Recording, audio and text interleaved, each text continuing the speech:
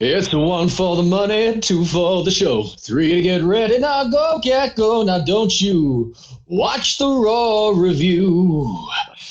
Oh, yes, we're singing Mm. Elvis for a very good reason. Ladies and gentlemen, welcome to the Stomp Wrestling Retrospective Raw Review. My name is Michael Lawrence Potter. I'm what happens if MJF and Brian Pillman have a baby and don't tell the world about it. I'm an actor, I'm a wrestler, but most importantly, I am a podcast here to chronologically critique and take you through the world of Monday Night Raw from its humble beginnings in 1993 to the modern day. But this is a team effort, and I could not do this alone.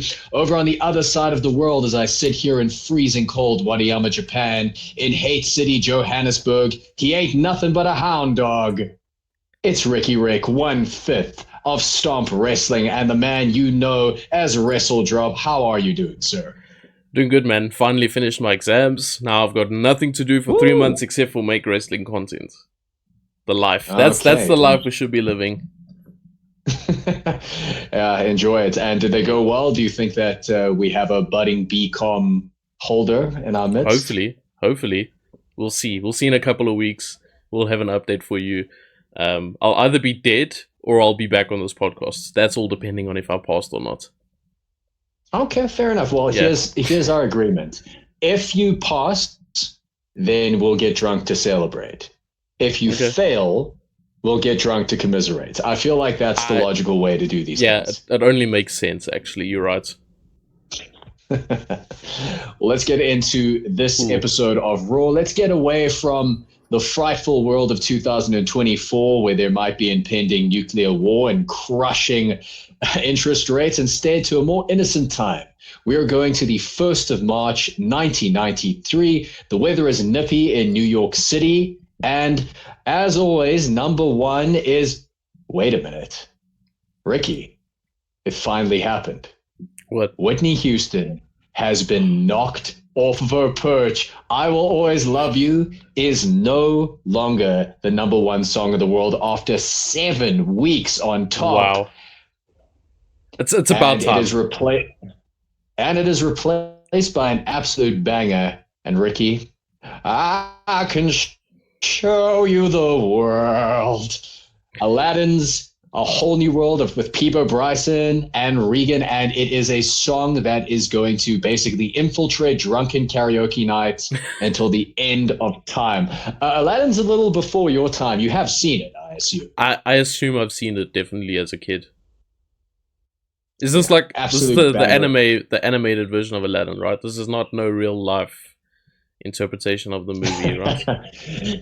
It's the 1993 animated version. Honestly, one of the better films that's ever been made. It's probably the best performance by Robin Williams in an animated feature, which says a lot. Great songs, great cinematography, beautiful animation. It's one of those films that was Disney's golden age. And quite frankly, it's like one that hasn't really been toppled. The live action was fine with Will Terrible. Smith, but nothing. Terrible. Oh, okay. I was trying to do the diplomatic route, but Aladdin, a phenomenal movie that's crushing the box office, but it's going to have to wait a bit before it becomes the number one box office movie in America, because right now that's still taken up by Bill Murray Can't Stop Winning, and he's living the same day over and over again in Groundhog Day. Ricky, have you seen it yet? I still have not seen it. I I put it on. Weeks. Come on. I put it on. I watched, I think, the first 5 minutes. Then something happened, and I had to switch it off, and I never went back to it. So I tried. So that's how compelling it was. No. It had nothing to do with the movie. It was genuinely just circumstance. But I actually tried. So that's improvements and progress from last week. That's the problem with these Gen Zers, hey? You know, they start something, they can never finish it, they get distracted. Would you have watched it if there had been like gameplay footage and like, you know, captions in yellow, and it had all been in 15-second like clips? No. I mentioned to you. No, I'm not one of those guys. I mentioned to you last week I'm on my whole cinema, old school movies craze. Movies I should have watched but I've never watched. I watched a whole bunch of other movies last week. Groundhog Day didn't make the cut. And I watched Taxi Driver last week. I watched 12 Very Angry good. Men last week. I watched. Oh wow! There was a couple movies I watched last week, so you can forgive me considering I put those first over Groundhog Day. I think. Yeah, you know what? I can't argue. Taxi Driver is probably more of a cinematically important movie than Groundhog Day, and exactly. I think off camera we're definitely going to have a chat about that. But a movie that you should add to your list more so than ever is The Iron Claw, which brings us to our next topic. The Iron Claw, of course, is a movie all about the tragic life of the Von Erichs, and no Von Erich had more of a tragic fall from grace than that of Kerry Von Erich. In today's Wrestling Observer, we are commemorating the death of Kerry Von Erich, who passed away by suicide on the 18th of February, a self-inflicted gunshot wound to the chest, and essentially just one of the greatest baby faces in wrestling history, especially during the territory days. I mean, the Von Erichs were larger than life. Kerry Von Erich more so than anyone else. And it really is just such a shame that I think his addiction, his injuries, his mental issues just got the best of him. And unfortunately, he saw no way out. As far as I understand, there was a impending court case against him in which he was set to spend a lot of time in jail, and dealing with the shame of being this national hero who's dealing with these kinds of problems, dealing with that sort of pressure. He saw no other option and took his own life. And it really is a tragedy. I mean, the whole Von Erich family, it's just so sad how each one of them kind of met their demise. Yeah, look, it really is sad. There's been reports that him being let go from the WWF also contributed to that, because I think that was, I wouldn't say fairly recent, but it was in the time leading up to him taking his own life, or the years leading up. So yeah, it's real sad. It's real sad, but I think everybody knows the story by now. That family was just riddled with unfortunate circumstances, and yeah. Yeah, no, pour one out for one of the great ones. I mean, Kerry Von Erich still, his influence is still being felt throughout the wrestling world. I mean, you take a look at wrestlers of the likes of like Matt Riddle, Seth Rollins, like it's very much in that that mold of like the fiery, acrobatic, good-looking babyface. And yeah, played to absolute perfection by Jeremy Allen White in The Iron Claw. Yep. Yeah, phenomenal movie. But we'll get on to the happier news. I just thought that we would get the more distinct news out of the way, because everything's going to take a second place to the passing of Kerry Von Erich. But over in WCW, Super Brawl 93 is in the books, and apparently Dave Meltzer thinks it's one of the better shows that WCW has had in a very long time. I just want to see what the card was for Super Brawl 1993, because I remember I have watched it, but I just wanted to remember, of course, it's Sting and Vader. Of course, that's why it was so good. Like immediately you see the poster, and you can just see like, okay, this show is an absolute banger. So here's the card. The Hollywood Blondes, this is of course Steve Austin and Brian Pillman, so Mike already loves this, defeated Eric Watts and Marcus Bagwell. So I mean, that's like proper early 90s WCW. You know, you're seeing pre-Stone Cold Steve Austin, pre-Loose Cannon Brian Pillman, pre-Buff Bagwell, and pre-Take No Team 3000 Eric Watts. And that was a 16:34 match. Looked pretty good. After that, Too Cold Scorpio defeated Chris Benoit in a singles match, which is a technical classic. Davey Boy Smith squashing Bill Irwin in a nice little squash match. This match is underrated, this next one. Not enough people talk about it. I watched it recently, and it slaps. Cactus Jack defeating Paul Orndorff in a Falls Count Anywhere match. People forget how tough Paul Orndorff was. I haven't seen the match, but I actually saw someone talking about this on YouTube recently, and apparently it was a lot better than what you'd expect by hearing Paul Orndorff in a Falls Count Anywhere match. So I actually want to go back and check that out. Yeah, we should actually do it as a watch along one of these days, because this is like, the more I'm reading this card, the more I'm kind of thinking, yeah, this did slap. Rock and Roll Express, this is Ricky Morton and Robert Gibson, defeated the Heavenly Bodies of Tom Pritchard and Stan Lane. And here's what's interesting. Jim Cornette was managing the Heavenly Bodies at this time. And I always forget that. Like whenever I think of Cornette, I always think about Midnight Express. So whenever the Heavenly Bodies show up, I'm kind of like, oh yeah, right. Like you did manage that. Yeah, but don't they come into, I know this is probably a spoiler for future weeks, but like, come on, we all know this. Doesn't he come into the WWF with the Heavenly Bodies soon? Or is that the past story? Has that happened? No. He comes in about 3 years later. 3 years later. With the Heavenly Bodies during the NWA invasion in 1996 with Jeff Jarrett and all that. I swear this happened. Okay, maybe I got my timelines wrong. I know he does come in real soon for Yokozuna. For Yokozuna. Yeah, he's coming in for Yokozuna, but we're not quite there yet. At this point, we're still early 90s WCW. After that, Dustin Rhodes defeats Max Payne by disqualification. Dustin Rhodes, of course, the future Goldust, and at this point, hell of a worker, fantastic. I mean, like, I don't have enough good things to say about Dustin Rhodes. Love him to pieces. And then onto a match that I really enjoyed. And when I tell you why, it's for obvious reasons. It's one of my favorite guys from the NWA, Barry Windham, who defeated Great Muta with Hiro Matsuda as his manager for the NWA World Heavyweight Championship. This is when Barry Windham was still the champion. When Great Muta was the champion, and Barry Windham defeated him for the belt, which is, I mean, the technicality on display there is just insane. I mean, Muta in the height of his career versus Barry Windham when he was still motivated and technical.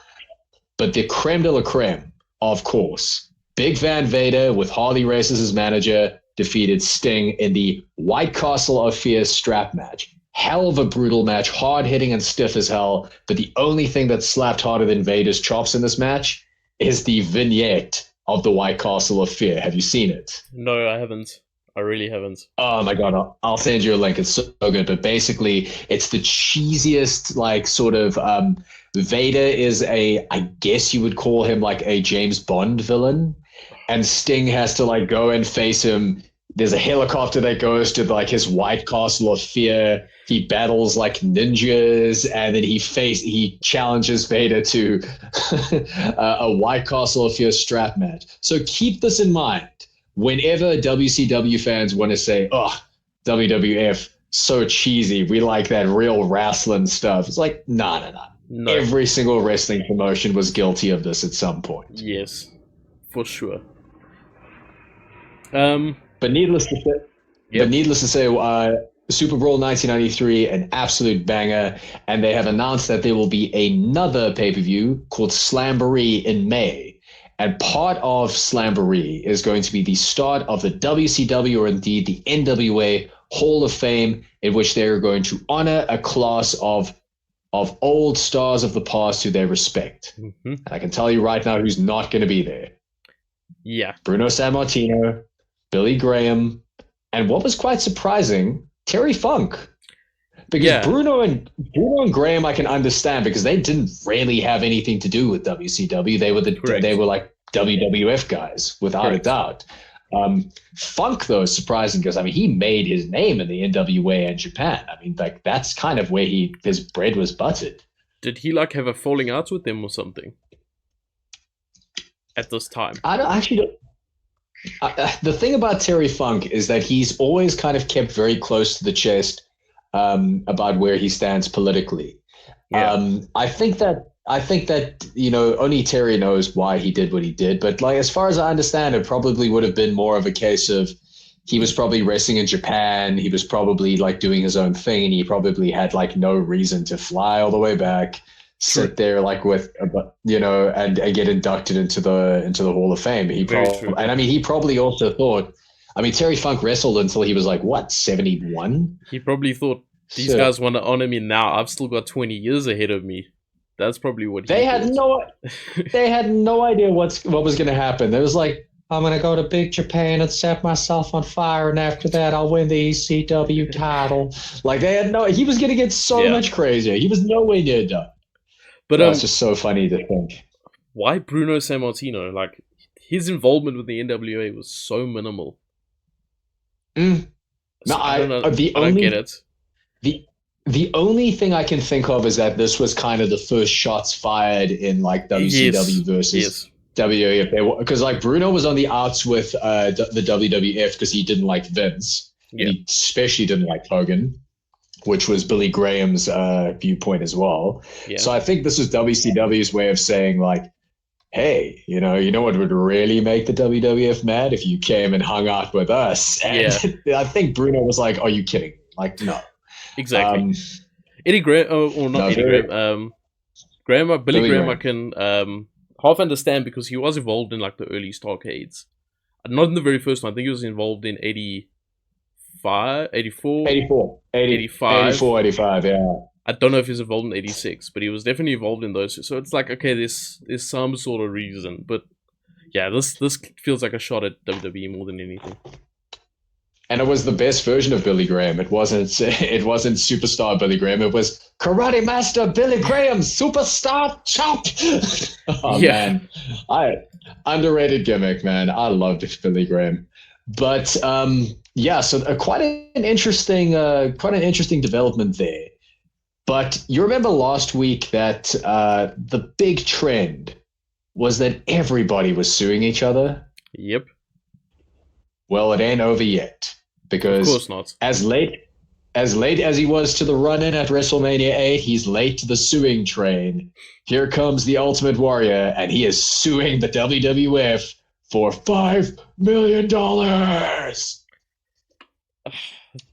I don't even know what to say when it comes to Ultimate Warrior, because he got himself in so much trouble. He caused himself to basically be outcast from the WWF. And now he's looking for compensation. I don't know what for exactly, because obviously we don't know the exact details of this, of him trying to sue them. I don't know. Maybe you have some information, but he just comes off as a crazy guy. That's what it is. But yeah. I mean, I'm not going to speak ill of Jim Hellwig. I think my opinion on him has always been very sort of clear. I've never gotten him whatsoever. But as far as I understand, this was for the usage of his name, The Ultimate Warrior, which had been trademarked by the WWF, which would actually lead to him changing his name legally from Jim Hellwig to Warrior. Because if your name is if your legal name is that, then you can't trademark someone's name. You can you can get residuals from their name if you own their estate, like something like a James Dean or a Marilyn Monroe. Okay. But if his name is Warrior and he's marketing himself as Warrior, then that's a wrap. So as far as I know, he was suing for the rights to use his name, and obviously Vince was like, no, we created that intellectual property. And Vince McMahon stated that he would never ever set foot in the WWF again, or maybe in 4 years' time. And then after that, maybe in 8 years' time. But after that, never again. Never again. So he pulled a Ryback before Ryback. You know what? In many ways, Ryback and Ultimate Warrior were very, very similar. And that's where I'm going to stop that train of thought real quick. WWF have announced that there will be a new pay-per-view debuting in July. Can you guess what it is? I know what it is. Well, then say it for the viewers. King of the Ring. So this would be the first incarnation of the King of the Ring pay-per-view, which we know is actually a very important pay-per-view in the history of WWE, because down the line in the future, that is where Stone Cold Steve Austin would make his name for himself or establish himself as a top guy. So I suppose it's an important moment for them. They just don't know huge. It yet. I mean, look, the King of the Ring was it was an untelevised pay-per-view prior to it being part of what is known affectionately by old heads like me as the Big Five. Back in the day, we didn't have a pay-per-view every month. We had like a pay-per-view every 3 months. And the Big Five was King of the Ring, Survivor Series, SummerSlam, WrestleMania, and the Royal Rumble. King of the Ring, basically a bracket tournament, and as your point about Stone Cold, basically used to get over an aspiring star in order to make them like the new top dog. But prior to that, it was an untelevised thing where it was won, I think, by Bret Hart, Ted DiBiase, and Harley Race, which is why Harley Race had the whole King gimmick in the 80s. So yeah, this is quite a big step that they're turning it into a pay-per-view. I've always been a very big fan of King of the Ring. I love me a good tournament. And yeah, to be honest with you, the King of the Ring 1993 is actually a pretty good one. Just a pity about that. And it's going to have a very funny final, but that is way down the line. And we'll talk about that when we get there, because the person who will be involved in the main event of the King of the Ring 1993, without any spoilers, is filming Thunder in Paradise. Have you ever seen an episode of Thunder in Paradise? No, and similar to Groundhog Day, I do not intend to. Thunder in Paradise is directed by the same guy as Baywatch. It is Hulk Hogan and Jack Lemmon's son solving mysteries on a boat in the Florida Keys, and it's basically just like classic Wednesday night like television, where it's Hulk Hogan thwarting like diamond thieves, saving kids from like trees and stuff. The writing is cheesy as hell, but I'll be honest with you, there's a very good retrospective by Brian Zane that shows it, and like I enjoy it just because I've got a real soft spot in my heart for like very, very cheesy television.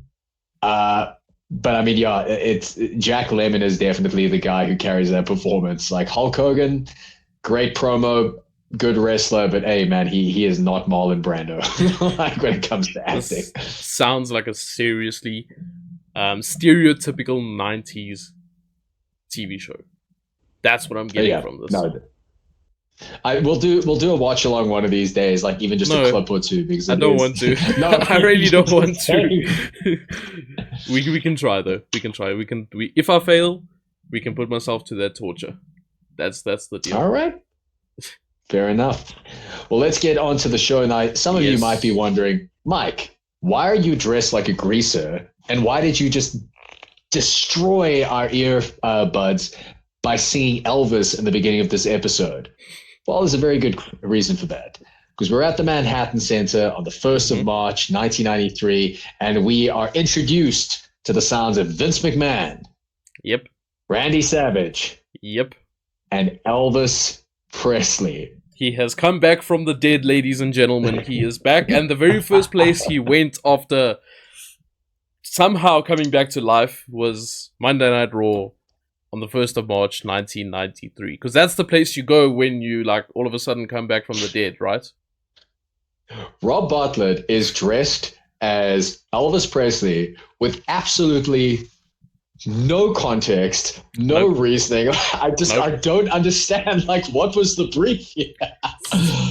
I reckon he just pitched up to work one day and was, like, dressed like Elvis, and Vince was like, you know what? You're gonna be Elvis. And that was it. That was the context. I remember Elvis getting here. So yeah. So and this is not just so our kind viewers know who are watching along with us. This isn't some one-off thing where it's funny skit and then we're done. Yeah, like we've seen in the past, he's done like Mike Tyson impersonations for a match. He's done Arnold Schwarzenegger impersonations for a phone call, and it's horrible for 10 minutes, but it's gone thereafter. This is the whole episode of Monday Night Raw. He is going to be Elvis the entire episode. So I'm going to tell you right now, if you don't like the first 2 minutes of his Elvis impression, you're about to have a very long hour. So we start off with our first match. It is a WWF Championship match. Bret Hart defending against Head Shrinker Fatu. And here's something that I thought was very interesting about this match. Number one, apparently this was the match that they were running on the house show loop, because Bret was trying to figure out the best way to have a match with someone similar to Yokozuna. Now, Yokozuna, a large Samoan man known for his speed and power. Fatu, large Samoan man known for his speed and power. So this was kind of Bret's way of figuring out how to work with a big guy while at the same time not giving away the match at a house show. And then there was something that made me really like that I thought was like so fascinating, is that Rikishi is going to have exactly 2 WWF and WWE respectively title shots in his entire career. Okay. This is the one in 1993, and in 7 years' time, he is going to have a WWF title match against Kurt Angle. Isn't that hilarious? Only 7 years. That's actually crazy, though. But that's crazy to think that like he's had 2 shots at the big one, and 2 of them were against like probably Bret and Kurt, like the best technical wrestlers ever. Yeah. If he had a match with like Zack Sabre Jr., Bryan Danielson, and like Mizawa, then like he's like had a match with all the best technicians. So I just found that to be very interesting. So we start off on the match. What I really quick question before what I we really start liked the match. was, when was the last time we saw Bret Hart on Raw? It's been about 2 weeks, I think. No, not counting I feel the like it's Ico been adverts. No, I feel like it's been the last time we saw him was the Razor Ramon encounters. We didn't see. You him might be after right, that. actually. Like his You one might be promo, right, actually, yeah. the promo he had with Vince, the interview he had with Vince, on maybe the first or second episode. I feel like that was the last time we saw Bret Hart. Yeah, that's true, actually. I think you might be right. Which is mad. I mean, he's the champion. Yeah, exactly. But I suppose at this time, Raw was not the primary show yet. Like a lot of these stories don't develop on Raw; it develops on Superstars. Is that the right show? Superstars. Yeah, Superstars. Yeah, on a Saturday. Yeah, it's very kind of crazy. It was very interesting. Yeah. So Vince says New York City very weirdly. I just thought I was like, all right. He's like, New York City. I'm like, all right. Nice, valuable insight, Michael. I appreciate that. I wrote it down, so clearly it must have been important. Now, this match, I'll be honest with you, I'd heard about, like, it's one of those, like, proper, you see it on the message boards, like, oh, I think you'll find it's one of the most, like, underrated matches.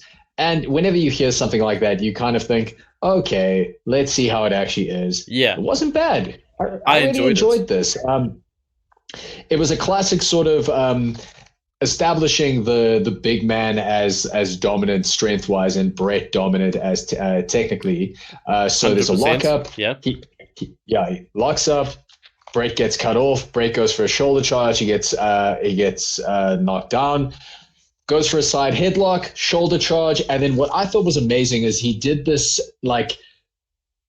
I'm trying to think of the best way to do it, but essentially it's like a bulldog that gets turned into a suplex, which then Bret flips out of, and then goes into an arm wringer, which then Fatu turns into an uranagi. I mean, it was like some really good stuff. Like proper techers here, which I was like very, very interested in. But what was quite interesting is if any modern fans want to complain about the fact that the bloodline has one move, I'm talking classic Roman bloodline here, where it's like the bloodline has one move where they just swarm the ring, like Jimmy Uso or Solo Sikoa or Jimmy will kind of swarm the ring for Roman. Yep. Well, they've been doing this for a very long time because Samu decides to jump in the ring, distract Bret, attack him with a headbutt so that Bret can, Fatu can get the better of him. And I just found that so funny. From that. Yeah. He had a little gash on the top of his nose, which apparently I think had actually taken place at a house show as opposed to in this match. Yeah, if you looked in the beginning of the match, he had like a scab here on the side of his nose. So I assume that just kind of like opened up and gave him a bit of color. Yeah, unfortunately, like when you get an injury on a house show and you have a taping the next day, it's kind of like, okay, this thing's gonna bleed again. I think the absolute worst is if you gig at the top of your head and it doesn't scab over completely, even like a small bump, you'll just start gushing. It's unfortunate. Yeah, it's just unfortunately part of the deal of being a wrestler on the road and being a consummate professional that Bret Hart was. So Bret Hart gets tumbled out of the ring, and while he's there, he gets absolutely manhandled by Samu and Fatu. He gets thrown into the ring post. He gets thrown into the stairs. He gets slammed onto the floor. It's proper like babyface fire while the heels are just getting absolute dominant heat on him. And I mean, I think that what was so great about this match is that it took a lot from Bret to put him away. Once he rolled him back into the ring, and once they started fighting, Bret gets an opening as Fatu gets him into a headlock. Bret smashes his fists into Fatu's stomach, and from there he's a house on fire. Big clothesline to Afa, big drop kick to Samu. But then it takes about 3 separate moves to get Fatu down. Like, you think about it, he goes for that big suplex, 2 count. He goes for a superplex, 2 count. 2 count, yeah. Look, it was clearly to kind of, like you say, they were working a match similar to what Bret would try and work for Yokozuna, and that was obvious because Fatu looked like an absolute monster all of a sudden in this match. And I'm not saying he wasn't, but he's a tag team wrestler, and at this time, he's not going to get all these false finishes or these kickouts against a Bret Hart usually. But I think under this situation where they're trying to prepare for a match with Yokozuna, they obviously just ran a similar to match than what they were running on the house shows, and that's why we got this banger. And it really took me by surprise. Bret finally finishes off with a sharpshooter, and Fatu gives up because if you lock in the sharpshooter, you're done. Yeah. And I think we did skip past one thing here. They actually did at like the switch between Samu and Fatu in the match. So, oh my god, I forgot about that. They did the twin magic, So the twin magic. So Bret locked in the sharpshooter onto Fatu, but then I forget what their manager's name is. It's Afa, right? Or is it Sika? It's Afa, yeah. So Afa then gets onto the apron, distracts the ref. In comes Samu from behind, and he knocks Bret out of the sharpshooter, attacks Bret, and the ref turns around and hasn't noticed that now it's Samu in the ring instead of Fatu. Then again, they quickly do a switch there after while the ref's not looking, and that's where we get to the final sequence that you just spoke about with the suplexes and all of that. Exactly. Also, another thing I wanted to mention is Fatu landed a pile driver onto Bret Hart. So apparently pile drivers meant nothing in 1993 as well, so let's just keep that in mind. It's not just a new thing. Really good match. I enjoyed this like a lot. I was surprised. This, for me, is probably the second best match we've seen on Raw so far, up to this point, with the first obviously being Flair and Perfect. I just don't think anything else is really compared to those two, or to that match yet. And I think this match, the reason it was good for me is there was intensity to it. It felt like it meant something, not just Shawn Michaels doing his stuff in the ring to a Max Moon and we supposed to care. Like actual intensity. It was a championship match.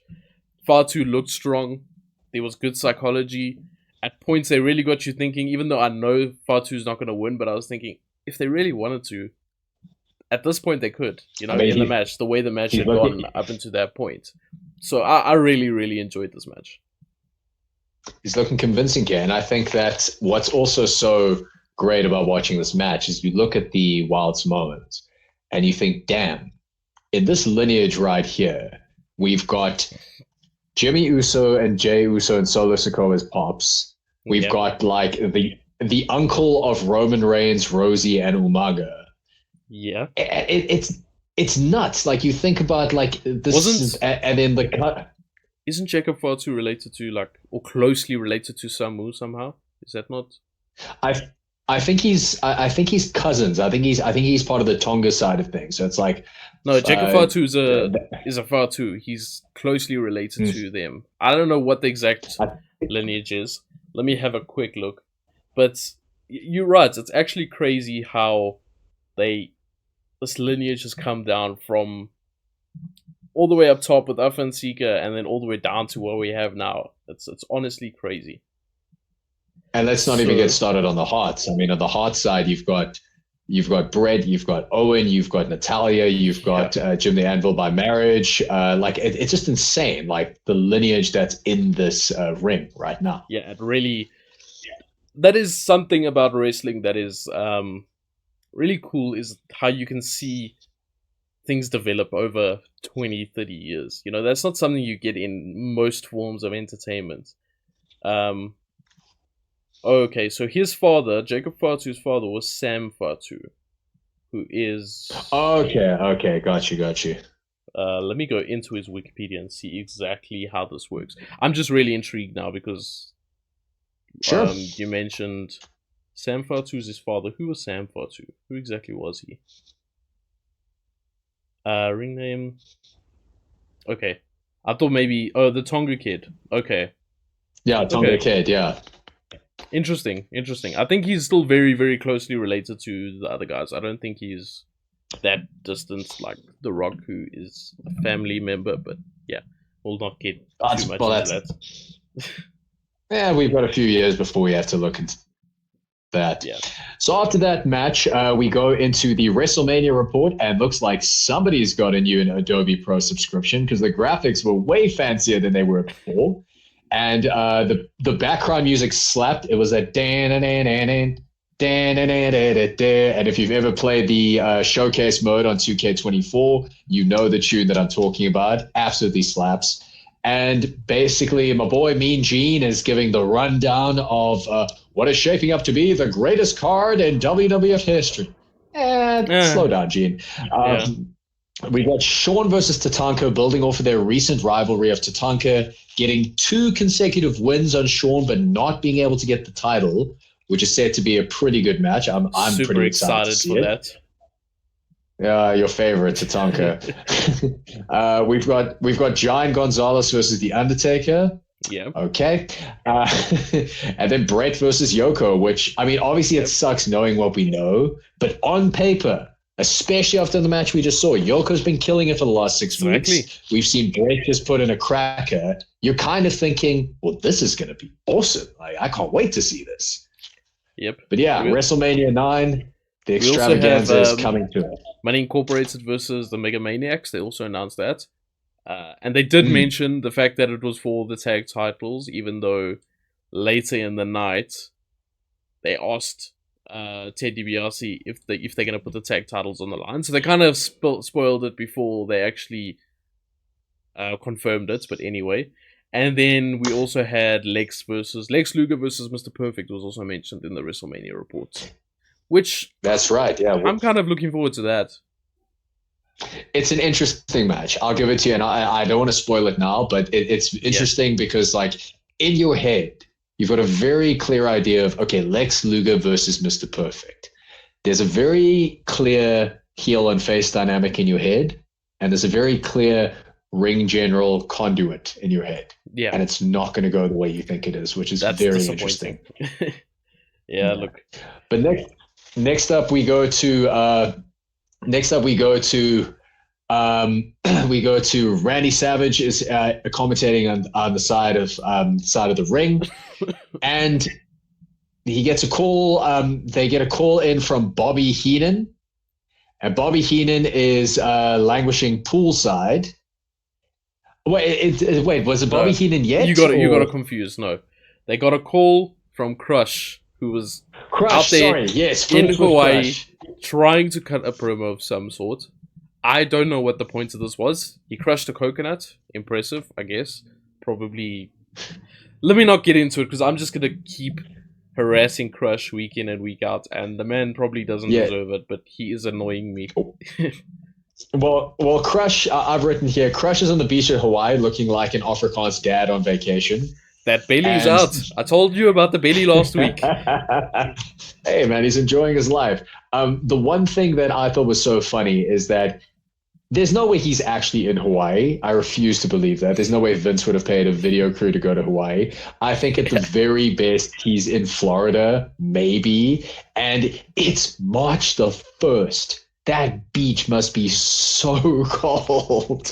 Like, that is tough. I mean, he even says so in the video. He's like, brother, just trying to keep positive. It's getting a bit miserable out here, which I think was his way of saying, why am I doing this promo on a beach in March? Like, that just doesn't seem like a good idea. For a doink match, but anyway. This is what I wrote. This was my analysis of this. Crush the coconut. That's it. He did. Those were my notes. Hey, man, crush a coconut right now. It's tough. It's he's showing off his strength and his talent. I could do it if I tried hard enough. You think so? Okay. Yeah. Okay. We'll get that on the Patreon. So after that, we have a Raw sign lady coming in with a big sign that reads "Open up and say Raw," which is icky. But whatever. It's Vince's script, so whatever. I don't care anymore. Now, what I thought was quite interesting, the show is always dated so much by these kinds of references, and we'll get to another one coming up later. But I think it is Vince McMahon's asking Randy Savage, "I like your outfit. It looks like it was designed by Johnny Buttafuoco's pants." Did you understand the reference? Because it's a little bit before your time. No. I heard something about a paint shop. Did he say that? Or am I imagining this? Let me help you out here. So Johnny Buttafuoco was a guy from New Jersey who was world famous for cheating on his girlfriend, having his penis cut off by his girlfriend, Amy Fisher, and thrown out of a moving car, and going to court in these loud Zubas that were like brightly colored, that were thereafter named the Johnny Buttafuoco pants. And he was kind of like a staple of the American media for a long time with these Johnny Buttafuoco pants. Wow. Wait, Amy Fisher, isn't she an actor? Amy Fisher, no, I know who you were thinking. You're thinking of Isla Fisher. But no, Amy Fisher was the put-upon wife of Johnny Buttafuoco. And yeah, I just thought like that is the most famous for chopping off his penis. Is that what you're telling me? I mean, it was just I heard that and I thought that this is the most 1993 reference I've ever heard. Like, that's pretty cool. That's pretty cool. Don't date crazy chicks. That's what I'm getting from this. No. Apparently he was a scumbag. Apparently I'm sure he was, but does that warrant getting your penis chopped off? That's the thing. It's like this is my thing. Is that too often when somebody does something crazy, we just put the blame on the crazy person. We never ask ourselves, what did that other person do that made that other person so crazy? Made you because I'm crazy? Sorry. Yeah. You're not just born that crazy. Something has pushed you to the limit of taking a knife and doing the job. Bingo. So did he wear these crazy pants to like compensate now? Sorry, this is interesting. I mean, I have no idea, man. There's loads of documentaries and movies. You just go educate yourself. I'll be honest with you. One more question, which you might not have the answer to, but was it like a clean cut? Was it like off completely? Was it like two separate pieces? You don't know. I don't know, man. But like, as far as I understand, he had it. As far as I know, he had it reattached, and this is true. I wish I was kidding. He had it attached, and he starred in an adult film, which was called Franken P something. Okay. Yeah, so I mean, this is sounding a lot like that theory on why Rick Rude stopped wrestling. Oh God, we're not even going to get into that. That is just disgusting. That is just a disgusting conspiracy theory. One of Jake the Snake's crazy drunken stories. That's what that is. Jake. But anyway, speaking of people's members getting cut off and getting pretty sad about it, we have got Doink the Clown versus Coco. And once again, I have to ask a question. Where's Frankie? What happened to him? He's not there. Coco's coming out all by himself, and I find that suspicious. Yeah, it's a bit worrying, hey? Someone should really check on him. So Doink enters with a present, which is very interesting. And he offers it to a woman in the front, but then retracts it and is giving weird looks to the camera. And Doink is growing on me. And you know me, I don't like wrestling clowns, but he's growing on me. Like these little looks to the camera, these like sort of evil presence. I'm getting it. I'm kind of getting it. I'm like, okay. Like this is pretty cool. So wait till we start getting the match doesn't stop. And multiple I know. We'll get there. That's Yeah, yes, we will. Yes, we will. I'm enjoying it for what it is now. But this doesn't start with a lockup or anything like that. Doink is going straight with attacking punches, stomps, and a leg DDT, continuously working on the legs. And this is what I find very interesting about Vince. Vince says, you might expect because he looks like a clown that he wouldn't be a competent wrestler, but Doink has some moves here that most Olympic athletes wouldn't have. And it's like, true, Matt Bourne was a hell of a technician. But the only thing that really stuck in my craw here is you're putting over this guy more than you've put over your champion or your number one contender. Yep. You know what I'm saying? There's something missing there. Disconnect. You know what it is? He's probably gotten stick from people in the industry, people within the company, people not within the company, because we know nobody was going to say a bad thing to Vince at that time. Or in general, maybe not specifically at that time, but anyway. So perhaps he's trying to convince himself and convince people that, yeah, this guy is silly, but he can wrestle. You know what I'm saying? I think that's all it was about. He was getting stick, people were laughing at him for it, so he was trying to make it as credible as possible. I mean, maybe. I think Vince just really liked this gimmick because it's like show business. It's not, a dude in tights wrestling. No, I agree, but I'm trying to say I think he was trying to justify it by talking about how good of a wrestler Matt Bourne was. Yeah, no, I agree. With Rob Bartlett or Elvis makes a comment about Doink's back of Doink's pants, the pattern on the pockets looks like Swiss cheese. To which Elvis says, "Is that Swiss cheese on his butt there?" Yeah. Which I just thought, okay, whatever. Did Elvis like Swiss cheese? Goes into, Elvis liked all kinds of cheese, unfortunately. He really battled with his weight. He really battled with obesity. So, yeah, I guess it's a cheap joke, but what can you do? So Doink goes for an STF with more stomps to the legs, swinging neck breaker, the stump puller, a tap out, and that's the match. And it was a very decisive. Is that what that submission's called? A stump puller? Stump puller, yeah. I was wondering, what is this called? Because it's kind of, it looks really silly, but I can see how it would hurt. It hurt. If you get put in a stump puller, you'll understand. I mean, it's basically like stretching your leg until it like reaches your head, and your hamstring just snaps. So it's a bit of a tough submission. Waiting for someone to do that in the UFC. Sooner or later, imagine, give it some time. John Jones taps someone out with a stump puller. That'd be great. If anyone could do it, it's him. And I actually said in my notes here, this is like a UFC card. We've had 2 tap outs already. It's pretty impressive.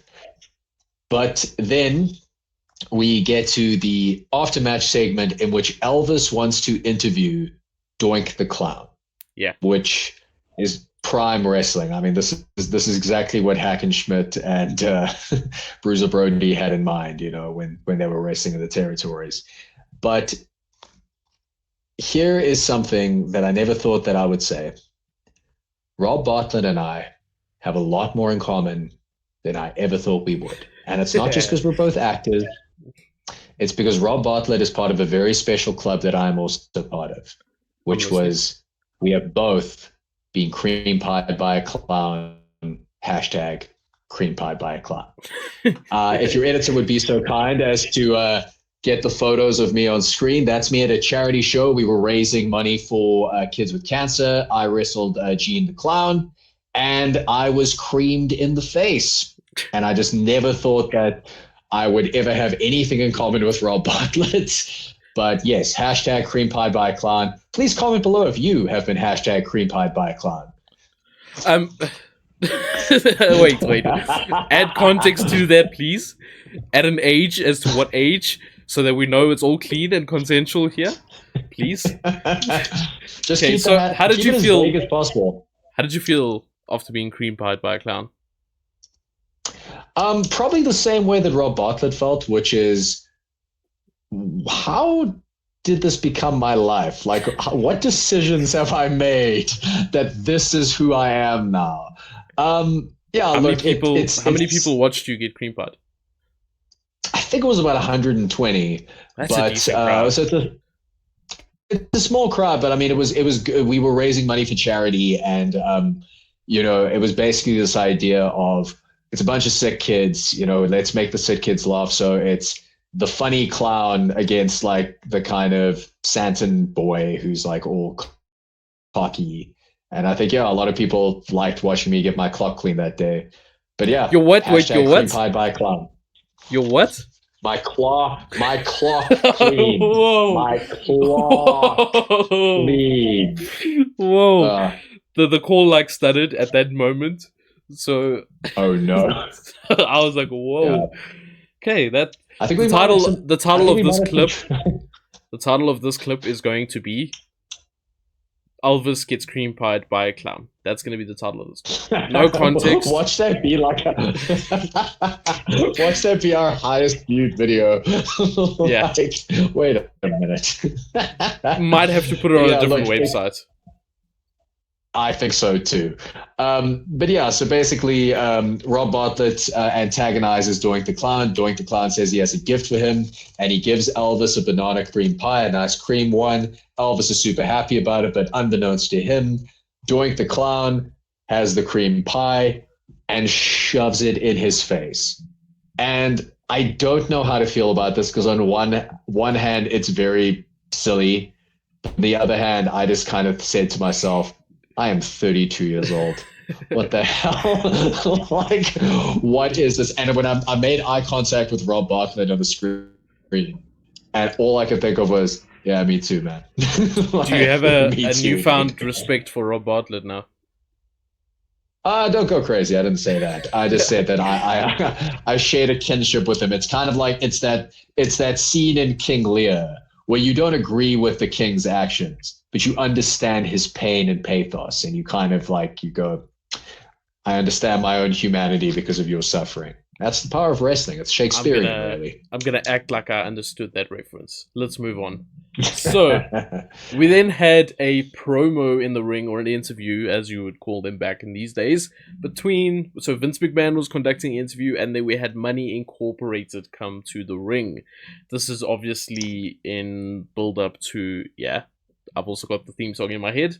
This is obviously built up to the match between them and the Mega Maniacs. And if you don't know, the Mega Maniacs is Hulk Hogan and Brutus Beefcake. So, I didn't quite get this promo for the first 3 or 4 minutes. Like, I was thinking, what is the point? Like, I understand what you're saying, and I understand it's on brand. You're talking about some rich guy from American Express who is getting a shitload of money, but according to Ted DiBiase, that's not enough money and it's disrespectful. And I'm like, okay, I get this is a part of your gimmick, but what is the point of this? Like, how does this tie into anything? And it didn't really tie into anything. It just kind of moved on to Vince asking the next question thereafter. And I suppose it just established Ted DiBiase as even more of a dick, but we already know he's pretty much a dick. So I was like, okay, let's move on past that. And then we got into a bit of the meat when Ted started talking about Hogan and how he ran away to Hollywood while they've been putting in the graft here. We've heard that story so many times. I mean, it's been done in WWE or WWF. And the crowd was actually giving them some good heat for a change. Like, often, I didn't really notice that until now. But heels don't really get booed at Raw. Like, we don't see a lot of boos from this crowd. I suppose probably because it's New York and New Yorkers are just New Yorkers. Smocks. Yeah, exactly. Yeah. But like, no one really gets real heat in this crowd. And they were getting, like, people were telling them to shut up, and they were getting some real heat. And I was like, okay, finally. It took Hulk Hogan to get people to start hating some of the heels. And I'm like, okay, maybe that's why Hogan is who he is at the end of the day. You know? Yeah. So yeah, I don't know what you thought about this. IRS Erwin R. Shyster also came out. I think I said his name right. Also came out. He said a few words, told the crowd to shut up. I guess they kind of built towards the match a little bit, but I was kind of like, this could have been a vignette backstage or something, and I wouldn't have cared. Yeah, look, the discussion of the rich the rich tycoon. As far as I understand, the reason why he was in the news is that he had actually been dismissed due to malpractice. And he was basically getting this golden handshake deal, which was like a big scandal back in the 90s of a corrupt businessman who kind of emptied the coffers and then gets ejected with a golden handshake. With all due respect, when you come from South Africa, that's not really special. That's just what happened. Like, yeah, of course. Like that's just how business works. Of course you're gonna leave with a couple million. Like, what do you expect? Yeah. But I think what was interesting about this is that it was to like put over Ted DiBiase as this character who prides profit and money above everything else, and and boo to the working man. But it did just kind of have that of, well, it's in the news, let's put it in there, which was fine. I'll tell you what I was really, really perplexed by is that Owen R. Shyster, Mike Rotunda, his promo was pretty good. And I think the thing that I kept looking at was, I understand it's 1993 and we're trying to go a bit goofy, but man, you put Mike Rotunda with something else. He could have done something. Like he really was. I mean, he was a great worker. He's got a good look. He can cut a good promo. Clearly, I mean, for God's sake, he's Bray Wyatt's daddy. I think that there's just, he's one of those what ifs to me, because I loved him when he was in. God, what were they called again? Him and Barry Windham, Team USA or something. They were really good in that. Team USA. And by the way, the originators of Real American. That was their theme before it was Hogan's. So that was something that perplexed me. But then something else that really kind of like, I've never thought about it until now. Yeah. Money Inc. makes no sense. And maybe it's because I'm viewing it with a modern perspective. Oh, but 100%. you think about the richest men in the world. A lot of them are rich because they avoid paying taxes. The millionaire is not going to be friends with the tax guy. If anything, they're enemies, right? Maybe he's in cahoots with the tax guy, and that's how he's avoiding paying taxes. I guess, yeah, that makes sense. No, but I hear what you're saying. I think no one would be friends with the tax man. Nobody. Well, I mean, that's poor, rude. I'm just saying that rich people wouldn't. No, but like, poor people don't have money to give to the tax man either. So nobody likes the tax man at the end of the day. So, but I get what you're saying. Like, why is the rich guy friends with the guy who wants to take your money? They the people that avoid tax the most. So I hear you, and I've always thought about that as well. But I'm like, that's wrestling. There's a clown wrestling a guy who carries around a parrot. So yeah, I guess so. I mean, who really cares? But next up, we have our next match where your girls, the Rosati sisters, are back. They're looking fabulous, voluptuous and frame. Your girls, man, the Rosati sisters, they're carrying around placards to welcome the entrance of Lex Luger. And the two things that I couldn't stop hearing or thinking about when he was making his entrance is his theme is just Chris Masters' theme. It's crazy. It's like exactly the same. I haven't noticed. I'm going to make sure to listen for that next time. Listen to them back. It's fascinating to kind of hear that. Oh, Vince has wanted to do the Chris Masters theme for maybe about like 20 years, and he finally got a chance in 2005 when Chris Masters showed up. Every time Lex Luger comes out, all I can think about is the Narcissus Lex Luger. Even though they pretty much dropped that, yeah, it's gone because they realized Bobby Heenan can't say the narcissist. Well, yeah, and if Bobby Heenan can't say it, then we got a real problem. They do a slow zoom on a woman just thirsting on Lex Luger as he enters, which I suppose is exactly what they're trying to get across. He's this narcissistic, good-looking heel. But he looks like a duck. I get it. I mean, okay, you said that. He's got a duck face. Look at him next time. He's got a duck face. I promise you. Donald Duck and him have something in common. I promise you. Just go look at us side by side. In fact, I'll put it up on the podcast. I guess here you go, audience. Make your decision, I suppose. I promise you. But the one thing that Elvis keeps saying is, "Oh, tell him to make his boobies dance. Make his boobies dance." Is that something Elvis would say? Hey, I have no idea, man. I think he's referring to like the little pig dance. Yeah, he is. But like, did Elvis have a thing for that? Apparently, he came back from the dead and said he does. So maybe it's something he developed over his time away. You know. Yeah, I would love to know, like, if the estate of Elvis Presley ever like watched this and thought, "What the hell is this?"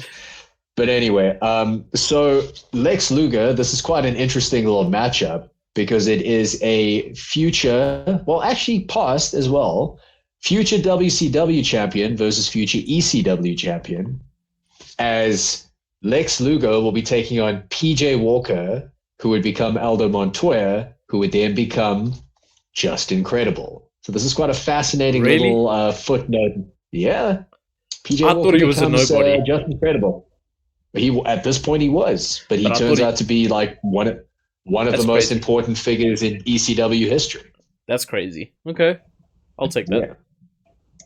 What I also find very funny is that Vince McMahon is putting over the new show that's on the USA Network, The Matrix. Not to be confused with the 1999 blockbuster, but there was a TV show called The Matrix, and that kind of made me snap. I thought, okay, like that seems a bit early. Yeah, it's just the same. It's just the same name. I just thought that was really funny. But what I find even funnier, they cut back to Elvis. He's still covered in pie. No one's handed him a towel. He hasn't taken a shower. He's just still there, covered in pie. Doink needs to learn, if you're gonna cream pie someone, you at least give them a towel to clean up. Like, that is common practice. Like, in any situation. Yep, let's just move on.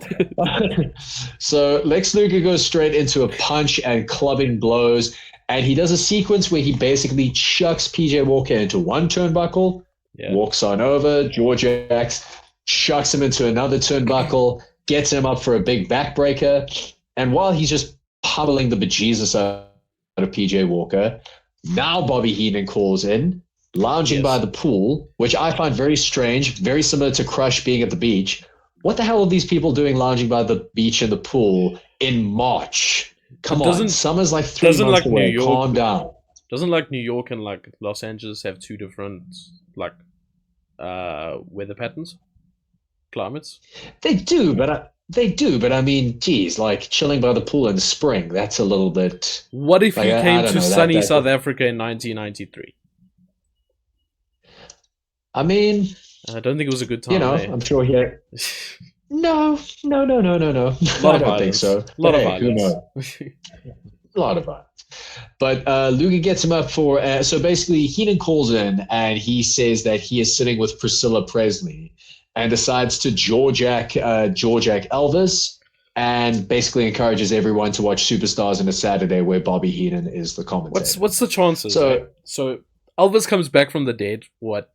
1976 he died. So how many years later is that? I'm bad at maths. 4, 10, 7 years later. It's about 20 years. 17 years later. About 17. Okay. 17 years later, comes back from the dead. Goes on to Monday Night RAW. Vince phones Bobby Heenan, and he just happens to be with Priscilla Presley. Like, I mean, what's the chance? Anything can happen in the World Wrestling Federation. We've heard this live countless TV. time. Anything can happen. I don't even think the show was live, but anyway. And Bobby Heenan accuses Elvis of actually being George Steinbrenner. Have you Googled a picture of George Steinbrenner? Do that quickly. I want your live reaction to this. George Steinbrenner. Steinbrenner. Okay. That's right. Oh my god. Okay. He looks like a normal person.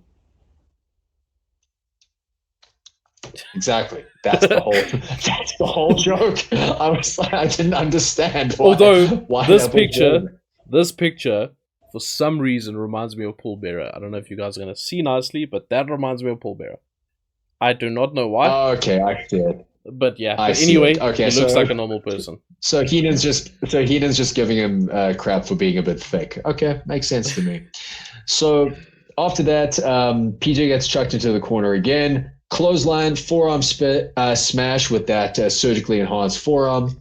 The cocky pin by Lex Luger. 1, 2, 3. And then Luger cuts my favorite promo of his, but one that I find very, very interesting with what happens in the future. He grabs PJ Walker on the outside, shoves his face into the camera, and says, "This over here is the face of the typical American man. Face like a beagle, a disgusting ectomorph, in comparison to me, the reflection of perfection." It's kind of funny though. He strikes him. Yeah. He strikes him, but here's the thing that I found very interesting. Number one, it is the most natural I've ever seen Lex Luger cut a promo. This was the perfect gimmick for him, first of all. 2, it's really funny that he's berating red-blooded American men. The typical American. Knowing what he's going to become in just a few short months. It really fascinated me. I was like, this is fascinating. This is very interesting. Yeah, that obviously was not planned in any way. And in hindsight, he looks real stupid right now. But he always looks stupid with that duck face, but we'll move on. We then had a match, so we moved on from that fairly quickly. I don't know if you were done talking about Lex Luger. But I am. Thank you. We then moved on to the Steiner brothers taking on, I do not know their names, I didn't catch it, 2 of the ugliest people I've ever seen. I think one of them was Gilbert. And Barry Hardy. Dwayne Gill and Barry Hardy. Okay, I definitely thought one of them was Gilbert, because you can see Gilbert from a mile away with that face. But I didn't really take too many notes in this match, because I thought, okay, we've seen this now. Okay, as much as I love the Steiners and what they can do in the ring, we've seen this now. They've been fighting jobbers since the first episode of Raw. Let's get something interesting going on now. Look, it was pretty much as you said.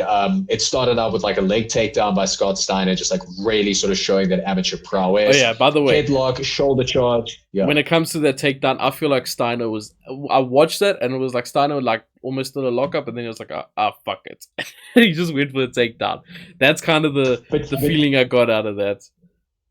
But do you think? But like you think about like how much talent that takes to be an amateur wrestler, where like. If you're just like a jabroni or somebody who doesn't have like a grappling background, you miss a grapple, you go, oh geez, we're like, where do I go from here? But if you're an amateur wrestler, you're kind of like, all right, well, next move. It's one of the reasons why guys like Steiner, Samoa Joe are so important to the industry, because at the end of the day, wrestling is a very important part of wrestling, believe it or not. True. You know, surprisingly, you know. But yeah, it's basically like the short version of this is Scott Steiner turning Dwayne Gill and Barry Hardy into lumps of goo. Belly to belly suplex. Okay.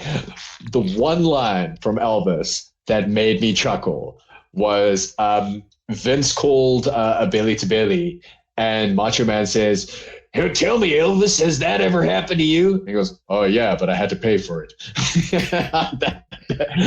that made me laugh. Which I think I might be putting 1 and 1 together and making 3, but I think that is a reference to Mr. Andy Kaufman, who used to apparently pay prostitutes to wrestle with him in the Memphis area, where Elvis was from. So I might just be putting 1 and 1 and making 3. No. Do you really think Rob Bartlett? Do you really think Rob Bartlett has the? No, who said that? Was it Rob Bartlett that said that? It was Rob Bartlett. Yeah. Do you really think Rob Bartlett knows Andy Kaufman paid off people? 100%. He doesn't know a single thing about wrestling. We've established. But he knew about Andy. Maybe he knew about Andy Kaufman, but I don't think he knew any of the behind the scenes stuff. He paid people to wrestle. I will respectfully disagree and say that I think that he was a comedian. At that point, Andy Kaufman was one of the most like famous comedians on the planet. Yeah. And Andy Kaufman, very similar to like a Charlie Sheen, Logan Paul sort of thing, where his infamous stories. Charlie Sheen, Logan Paul. How do you compare that? I'm saying because they're known like for their infamous like escapades. You know what I mean? Like they're known for like their after hours sort of stuff. Charlie Sheen and Logan Paul be put in the same sentence. I mean, the evidence is all Anything can there. happen. Anything can happen on this podcast. That's all I know. But anyway, back to it. Rick Steiner gets tagged in, and the whole crowd erupts into the they'll start barking for him, which I always laugh. You sounded like a seal rather than a dog, but yes. Rick Steiner just clotheslines Barry Hardy until he like flips over. He rolls out of the ring, and then Scott just chucks him back in, which I think was a shoot. I think Barry Hardy was like, oh my God, I think my larynx is broken. Let me just catch my breath. And Scott was like, get back in there, you fat ass. I could see that being possible. Rick Steiner hits a flapjack, backbreaker, elbow drop. Then Scott tags in, arm wrench to this move blew my mind. An octopus stretch was stretching him out, and then he just went, screw it, and like picked him up for a tiger bomb from an octopus stretch. I have never seen a transition like that. That was insane. A drop kick, big slam by Scott, and that's it. And it was honestly like, man, I feel so sorry for Dwayne Gill and Barry Hardy. That looked like it hurt. That looked so painful. Why was this the main event and not Bret Hart? Versus, they really had even the Ric Flair Mr. Perfect match started the night. They clearly, their main events. I think the idea of a main event was totally different back then to what it is, or what it became down the years. I know nowadays we kind of don't also, the main event isn't always the biggest match because sometimes the 9 o'clock hour is a big moment as well, but nonetheless, at this point in time, there were squash matches in the main event all the time. Like last week, we had Undertaker versus Skinner, which we did not find the results to that match. Just putting that out there. I told you, 60-minute Iron Man match, 5 falls to 4, 5-star match by Dave Meltzer. Greatest match of all time. I'm surprised you don't know about it. But I can't take you seriously. You got creepied by a clown. I can't take you seriously. So that was the show. That is where the show ended, right? They came back after the break and just said goodbye, basically, like they do every week, which I don't understand. As a whole, they basically said what the next week's matches are going to be, which is El Matador versus Doink, Mr. Perfect versus Rick Martel, and Randy drops popcorn on Rob Bartlett afterwards, which I thought was really funny. It's just, he didn't have to. They were going off the air, and Randy Savage just threw his popcorn on him. It was really funny. Mr. Perfect versus Rick Martel should be good. Yeah, that should be two super workers. Yeah. As a show in general, I thought it was okay. Wasn't one of our worst, that's for sure. Like, there was decent wrestling throughout the show. There wasn't any terrible matches. We did, obviously, the Bret Hart Fight 2 match was the highlight of the show for me. There was maybe a little bit of lack of like story progression in the show.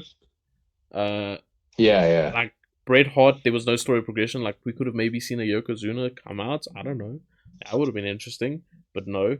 We still yet to see an interaction between Bret and Yokozuna on Raw, and I don't think we see one until WrestleMania either, on Raw specifically. I think all that is happening on the A show, Superstars. Yeah, I think you're right. I'd have to check more into it, but yeah, look, I think that this was it was moving the storyline between Crush and Doink very slowly. Very slowly. But I mean, look, we also have to keep in mind that actually, no, it's a month until WrestleMania. They should be ready putting their foot on the gas here. They need to start moving. Like, as far as I remember, the Steiners take on the Head Shrinkers at WrestleMania. They do. It's a really good match. They were both on the show.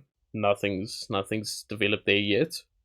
I just feel like I'm seeing nothing for WrestleMania. I've seen the matches, but I'm seeing nothing happen on Raw that links to those matches that are going to happen at WrestleMania. I don't know. Nothing's compelling you to watch it, which look, I think that's just how TV was back then. Yeah.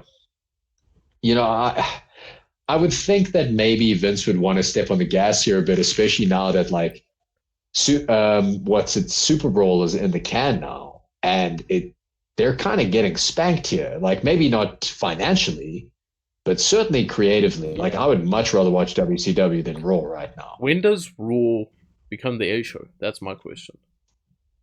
When does Superstars I think the fall last away?